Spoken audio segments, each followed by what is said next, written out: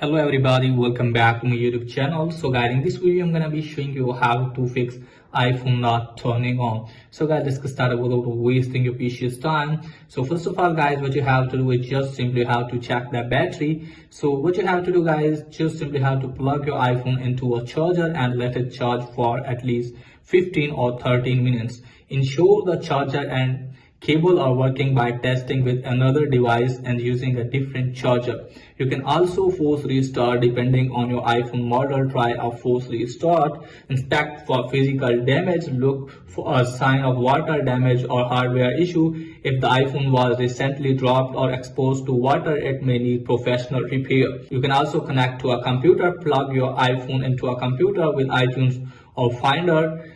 If the iPhone is recognized, you may need to update or restore the iPhone software. Follow the on-screen instruction. If not recognized, try entering recovery mode. Follow the force restart steps but keep holding the button until you see the recovery mode screen. Choose update to reinstall iOS without erasing data. Check for software conflicts. If your iPhone shows sign of live but doesn't boot up, it could be stuck in a boot loop or frozen. So contact Apple Support. You can also contact Apple Support if none of the above works.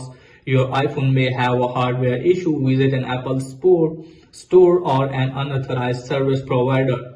So you have to follow all of these process if your iPhone is not turning on, and after that guys, you can easily fix your issue. So one of the method hopefully will work for you. So that's pretty much for today's video. If the video is helpful, please like and subscribe my channel. Thanks for watching.